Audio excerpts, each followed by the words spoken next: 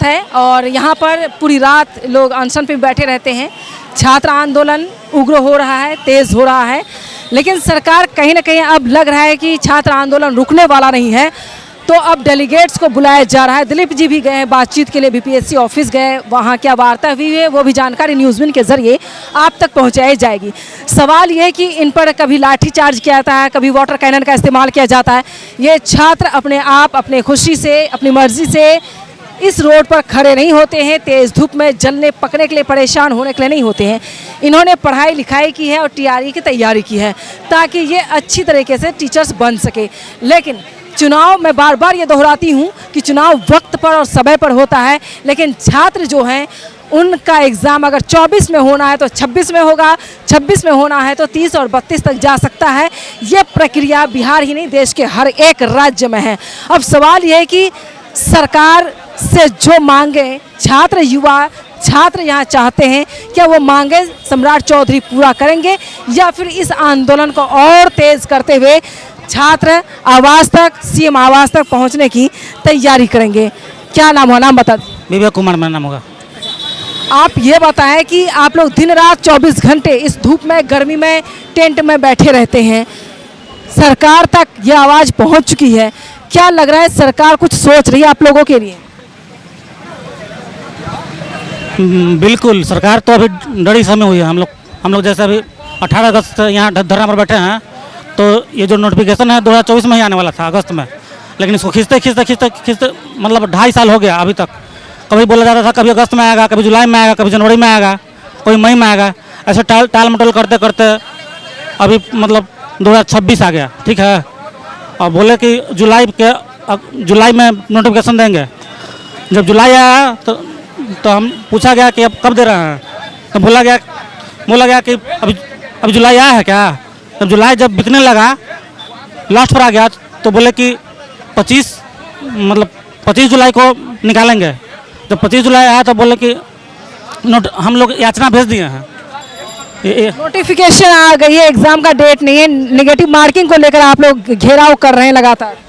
हाँ बिल्कुल, negative marking और पीटी और मेंस हम लोग सरकार के खिलाफ हैं, क्योंकि हम लोग 2 साल से हम लोग ये जिस पैटर्न पर तैयारी कर रहे हैं और एकाएक बोला जाए कि पीटी और मेंस लेंगे, तो ये बहुत गलत नीति है सरकार का पॉलिसी।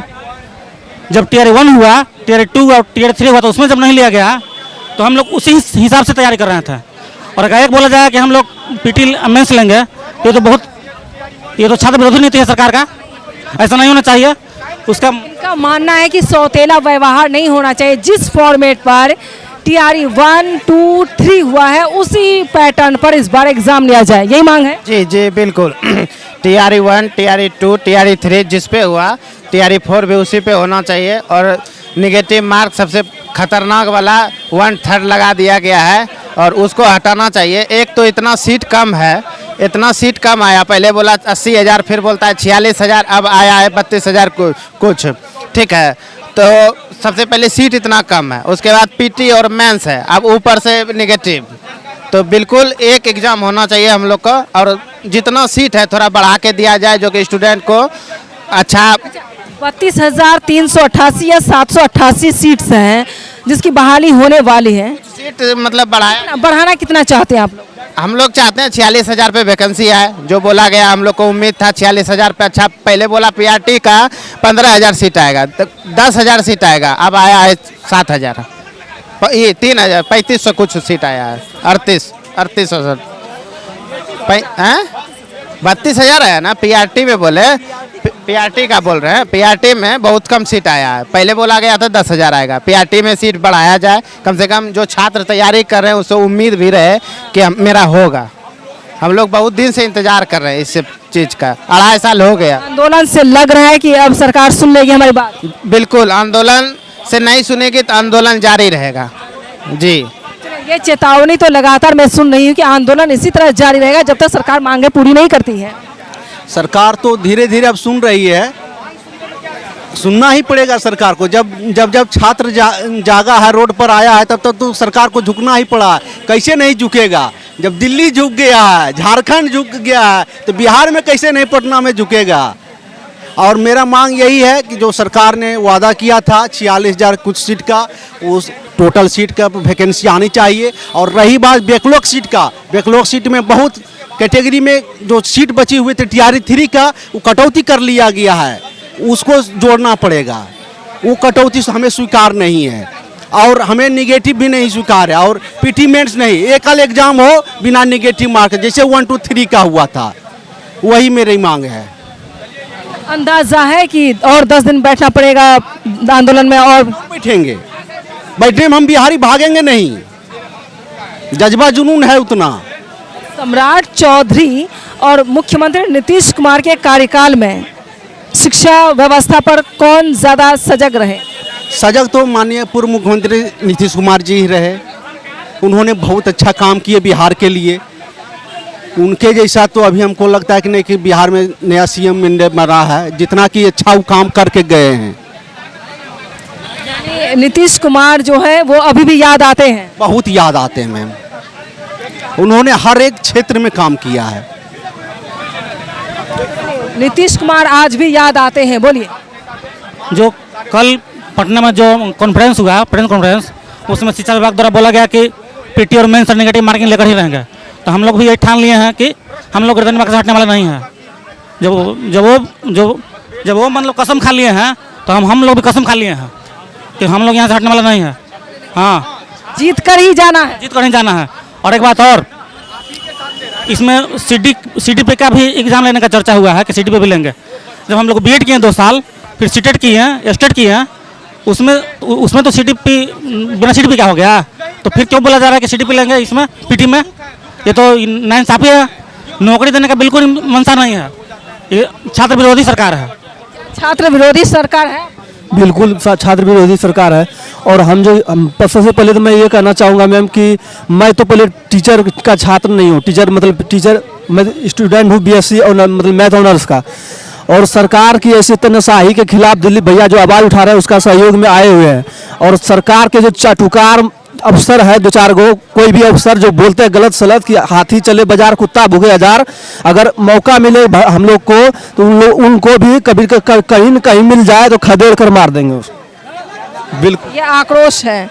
हाँ, हम लोग सभी में आक्रोश। लोगों कुत्ता से तुलना कर दिया है। हाँ बताइए, हम लोग छात्र हैं और देश का भविष्य हैं, और देश के भविष्य के साथ ऐसा बात करते हैं पदाधिकारी जो एक बहुत शिक्षित व्यक्ति होते हैं, तब उनको उतनी ऊंची कुर्सी पर पहुंचाया जाता है।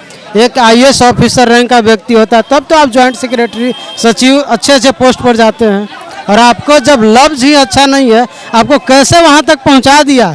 इसका मतलब है कि आपको चयन करने वाले, ठीक है, या तो जो नेता मंत्रीगण, एक लाइन में बोलना चाहता हूँ कि बिहार का नेता नहीं मदारी है सब, ठीक है। मदारी वाला कैसे झुनझुना बजा के लोगों का भीड़ इकट्ठा करता है, उसी तरह बस चुनाव के समय लोगों को लुभाने के लिए कभी पैसे तो कभी कुछ देकर, छात्र हो तो उसके लिए वैकेंसी निकाल देना है, 3-3 साल 4-4 साल तक उसको टालते रहना है। कभी कुछ, जैसे अभी मिस्टेक तिवारी का आप लोग देख ही रहे हैं, 3 महीना से लगभग अभी शिक्षा मंत्री बने हुए हैं, लेकिन इनका ही बयान आप सुनते हैं बार बार। क्या कहते हैं? एकदम जुलाई में निश्चित आ जाएगा, आपको 2 महीना के अंदर एग्जाम ले लिया जाएगा। कैलेंडर तिथि भी जारी हुआ हम लोग का, TRE 4 का, BSSC का, मतलब बिहार का लगभग सारे एग्जामों का कैलेंडर इन्होंने जारी किया, लेकिन किसी पर भी आज तक एग्जाम नहीं हुआ। और ये 3 साल से हम देख रहे हैं। बिहार CGL का 2000 और इंटर का देखो 2023 में ही फॉर्म रहा, 2026 आ गया। अब आप ही बताइए छात्र कितना इंतजार करे? माँ बाप पैसे देते हैं जोड़ जोड़ कर, किसी का बाप तो अब सबका पदाधिकारी नहीं ना है। हम लोग का ऑक्सफोर्ड कैम्ब्रिज यूनिवर्सिटी में तो हम लोग का बाप पढ़ाया नहीं है, कि हम नेता मंत्री का बेटा नहीं है कि डायरेक्ट हम लोग को स्वास्थ्य मंत्री बना देगा, है ना, कोई पंचायत सचिव मंत्री, पंचायत में जो भी है बना देगा, है ना। तो इस तरह हम लोग है नहीं, किसान मजदूर का बेटे हैं, बाबूजी जो भी कमा के कैसे कैसे पैसा देते हैं। इंतजार देखिए, हमारा उम्र भी 30-31 साल हो गया। अब बताइए किस उम्र तक आदमी इंतजार करेगा, है ना। एक इंतजार की समय सीमा होती है। इसलिए सरकार से हम गुजारिश करेंगे कि हम सब छात्र का विशेष ध्यान रखिए। हम भविष्य हैं और हम लोग के साथ अब सब तरीका से बात ना करें, ठीक है। आपके भी अगर बच्चे इस क्षेत्र में होते तो आप बताइए, आपके बच्चा का अगर कोई जरा सा कोई अपशब्द बोल दे और आप तो हमारी तुलना एक कुत्ता से कर दिए। बताइए, हम लोग कुत्ते हैं? छात्र देश का भविष्य है।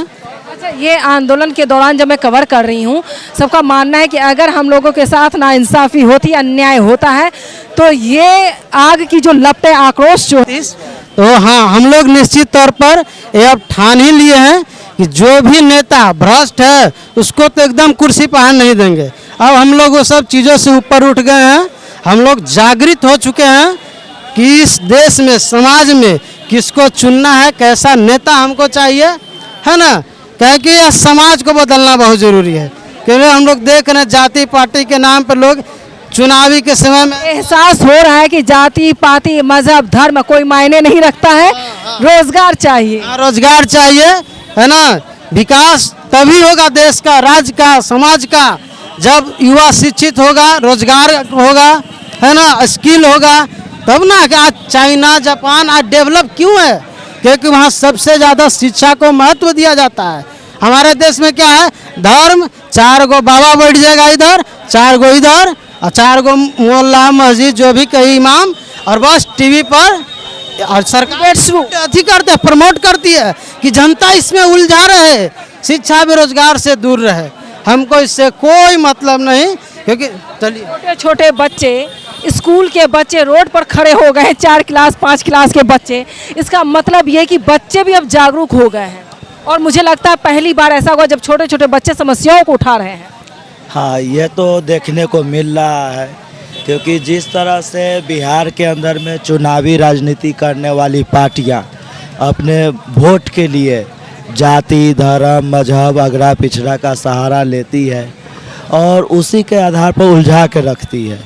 और सरकार भी तो झाड़ फूक की सरकार है, जादू टोना टोटका इसका चलता है। बात यह है कि हमें इस बात को यकीन मानना होगा कि आज जो कंडीशन है, जिस तरह से समस्याएं विकराल होती जा रही है, स्कूल बंद कर रहे हैं, जो अभ्यर्थी है जो आवाज़ उठा रहे हैं उनको लाठी चार्ज कर रहे हैं। आज तो देखें, एक छोटा सा बच्चा 6 साल के बच्चे को डिटेन करने का प्रयास, डिटेन किया गया है।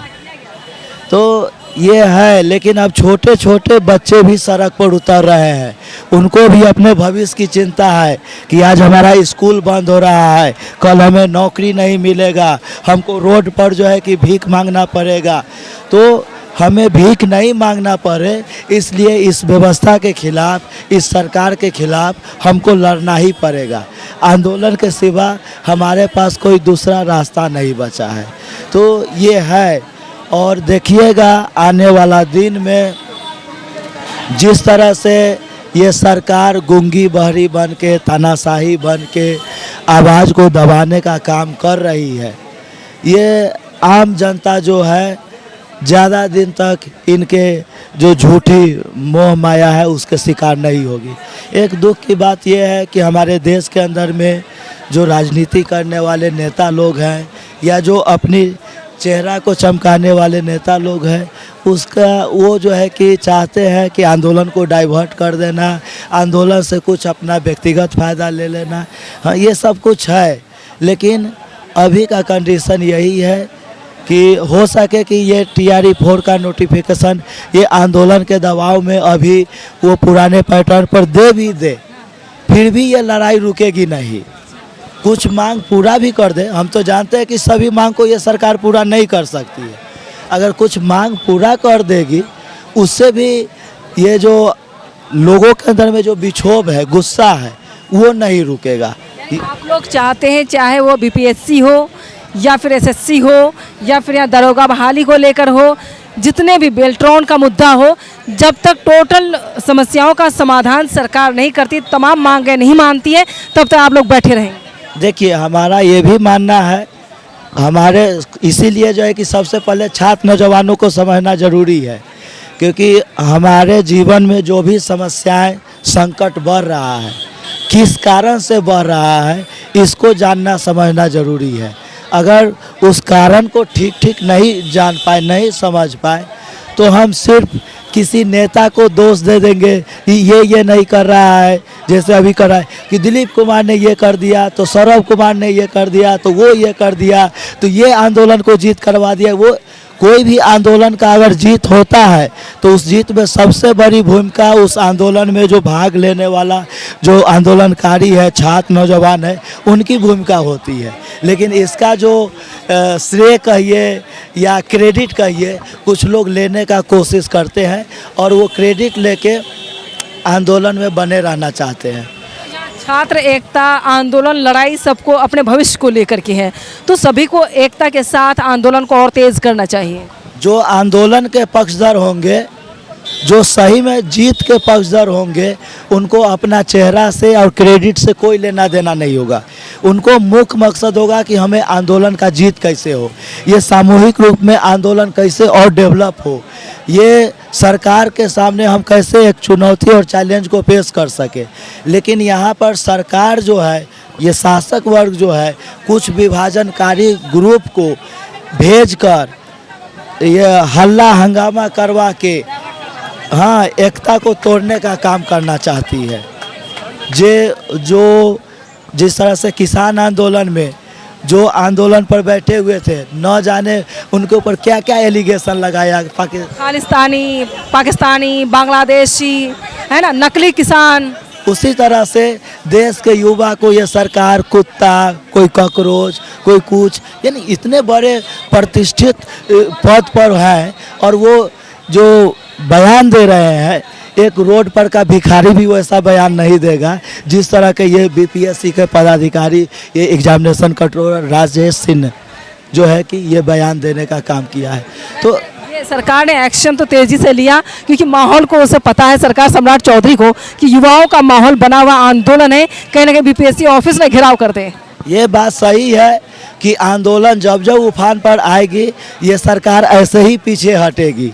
लेकिन सिर्फ सरकार के पीछे हट जाने से ही हमारी मूल समस्याओं का समाधान नहीं होगा।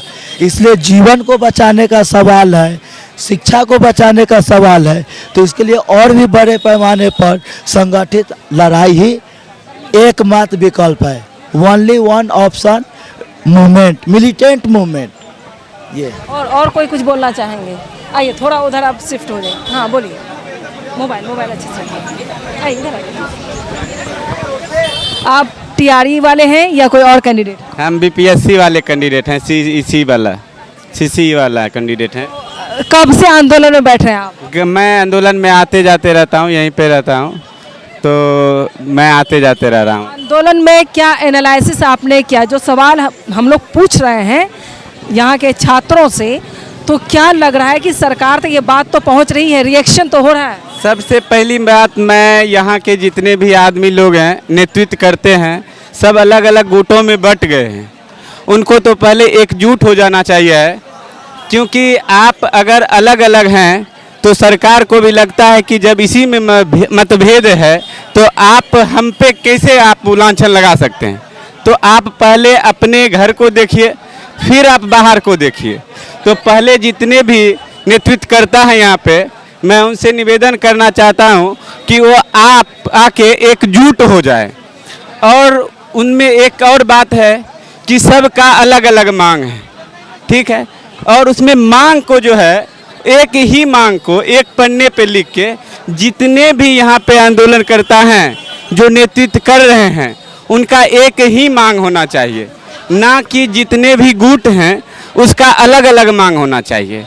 तो पहले तो मैं इसी लोग को पहले एक सलाह, संगठित होना है और सलाह दे रहा हूँ या कोई भी, तो ये मैं उसे निवेदन कर रहा हूँ कि आप सब पहले मिलिए, एकजुट होइए, तभी आपका आवाज़ सरकार के पास जाएगी। नहीं तो क्या होगा कि वो समझ रहे हैं कि ये अपने में फ्रैक्शन है, तो आप उनको क्या कहिएगा, ठीक है। अब सरकार की बात रही, मैं आई थी 3 दिन पहले, तो रोशन सर आए हुए थे। मैंने पूछा कि सर बयान दीजिए, क्या लग रहा है, क्या होगा इस आंदोलन का, निष्कर्ष क्या निकलेगा? उन्होंने मुझे एक शब्द में कह दिया, मैडम देखिए अभी छात्र ही एकजुट नहीं, हम आपको क्या बयान दे सकते हैं। जी ये बिल्कुल सही बात है, छात्र एकजुट नहीं है, छात्र नेता एकजुट नहीं है। अगर आपके पास अगर कोई आता है कि हम आपसे मिलना चाहते हैं, आप अपना चेहरा चमकाने में लगे हैं, विद्यार्थी का भविष्य देख कहाँ रहे हैं। आप अपना संसद और विधायक का अगला चुनाव देख रहे हैं, आप अपना कोई कोर्स बेच रहे हैं। तो ये थोड़ी है, यहाँ पे जितने भी लोग हैं आप एकजुट होइए। छात्रों ने ये कहा है डाक बंगला चौराहे पर कि मैडम जब खान सर और आनंद सर के बीच लड़ाई हुई थी, हम सभी छात्र, चाहे वो खान सर का अपना छात्र हो, आनंद सर का अपना छात्र हो, हम लोग एकजुट होकर के लड़ाई लड़ रहे थे कि नहीं गलती किसी की भी हो, आपसी मतभेद मनभेद हटा करके आप लोग बात को कंट्रोल कीजिए, सब ठीक कीजिए। तो हम लोगों ने सर का सपोर्ट किया, लेकिन हमारे सपोर्ट में आज सर को आना चाहिए था, जो नहीं आए। हम लोग तो उन्हीं से पढ़ते हैं। ठीक है, हम देखिए, हम ये नहीं कह सकते हैं कि व्यक्तिगत किसी को आना चाहिए या नहीं आना चाहिए, वो अपनी राय है। तेजस्वी यादव बार बार आ रहे हैं, क्या लग रहा है? तेजस्वी यादव देखिए, एक विपक्ष का भी सरकार होना चाहिए। हम जनता की गलती है सबसे पहले कि हम अपने विपक्ष में जो है वहाँ पे कोई बोलने वाला नहीं है। अगर आपके विपक्ष में कोई बोलने वाला नहीं है तो फिर आप किसके हिसाब से आप चलिएगा? वो गलती कर रहा है तो गलती करेगा ही। अगर विपक्ष में भी उतना ही सीट आना चाहिए, कुछ तो आना चाहिए था जो कि बोलने लायक रहे। और वो लग रहा है आप लोग जब इतनी मेहनत कर रहे हैं, ये आंदोलन का रूप क्या जंतर मंतर या झारखंड जैसा ले सकता है? ले सकता है, लेकिन इसमें एक सबसे बड़ी गड़बड़ी है, खामियां है जिसको कहते हैं हम, कि ये एकजुट ही नहीं है। जब तक हम लोग एकजुट नहीं हो जाएंगे तब तक इसका कोई निष्कर्ष नहीं निकल सकता है। शिक्षा मंत्री हो या कोई भी बीपीएससी के हो अधिकारी, वो हम लोग के लिए कुछ नहीं करेंगे, वो सिर्फ देखते रहेंगे और हम लोग यहाँ बैठे रह जाएंगे। बस इतना। ऐसा लग रहा है? बिल्कुल बिल्कुल लग रहा है। ये अपील ज़रूर की जाती है छात्रों से कि आप सब और छात्र नेता भी एकजुट होकर के इस आंदोलन को और तेज़ और मजबूत किया जाए, यूनिटी दिखाया जाए, एक मोमेंट जो है मजबूती के साथ रोड पर उतरे ताकि सरकार को लगे कि एकजुटता के साथ ये लड़ाई लड़ी जा रही है और तब जाकर रिजल्ट जो है झारखंड हो या फिर जंतर मंतर जो रिजल्ट आया है उस हिसाब से यहाँ का रिजल्ट आए और यहाँ के छात्र युवा जो मेहनत कर रहे हैं, अपनी लड़ाई को लड़ रहे हैं, अपनी मांगों को मनवाने की कोशिश कर रहे हैं, उसमें मजबूती आएगी और ये जीत कर यहाँ से गर्दनी बाग से अपने अपने घर जाएंगे, ताकि उसके बाद इनको जहां पर अभी पढ़ना चाहिए था, अभी तैयारी करनी चाहिए थी, वो अभी रोड पर सड़कों पर बैठकर धूप में जल करके 24 घंटा यहाँ रह करके सरकार को ये चेता रहे हैं, समझा रहे हैं कि सरकार सुनो, हम लोगों की ज़िंदगी तबाह और बर्बाद करने से खुद को रोको ताकि हमारा जो भविष्य है वो बर्बाद ना हो। यहाँ पे कोई अरबपति खरबपति अडानी अंबानी ऐसे ख़ानदान परिवार से एक भी लड़का मुझे यहाँ नज़र नहीं आता है। यहाँ कोई आईएएस ऑफिसर का बेटा भी मुझे नज़र नहीं आता। ये लड़कियाँ जो है वो भी नहीं है, न यहाँ मुख्यमंत्री का बेटा बेटी है, न आईएएस ऑफिसर का बेटा बेटी है। यहाँ पे जो गरीब मिडिल क्लास तबके के हैं वो दबे कुचले हैं। लेकिन अगर वोट की बात आती है तो अगर हीरा वोट इनकी कीमत है तो वही वोट अनिल अंबानी हो, मुकेश अंबानी का है। लेकिन हक और अधिकार हुकूक की बात की जाए तो इनका जो वोट है वोट तक ही है, लेकिन हक तक इनके पास कुछ नहीं आ पा रहा है। इसलिए चाहिए कि देश के हर एक राज्य में, हर एक कोने में, हर एक ज़िले में ये प्रोटेस्ट एक आक्रोश रूप ले चुका है। जेएनजी अल्फा से लेकर तमाम रोड पर आ गए हैं हक अधिकार के लिए, क्योंकि जो 24 में एग्ज़ाम होना था वो 26 आ चुका है। 26 का वक्त काटते काटते अब 30 तक जाएगा। ये खौफ अब युवाओं में देखा जा रहा है। उम्र सीमा निकलती जा रही है, लेकिन अब तक समय पर चुनाव हुआ 4 बार। अब तक लाइब्रेरियन की बात की जाए 20 साल पूरे हो गए हैं, 4 बार सरकार बनी है, 4 बार मुख्यमंत्री बन गए हैं। उसके बावजूद जहां पर लाइब्रेरियन रोड पर था, रोड पर है और रोड पर अभी नजर आ रहा है। तो सरकार को इस व्यवस्था पर ध्यान देने की ज़रूरत है। ये आंदोलन की चेतावनी है, छात्र आंदोलन की आवाज़ है। जब तक सरकार हमारी तमाम मांगों को मंजूर नहीं करती तब तक इसी तरह से अनिश्चितकालीन हड़ताल पर रोड पर बैठे रहेंगे और डटे रहेंगे।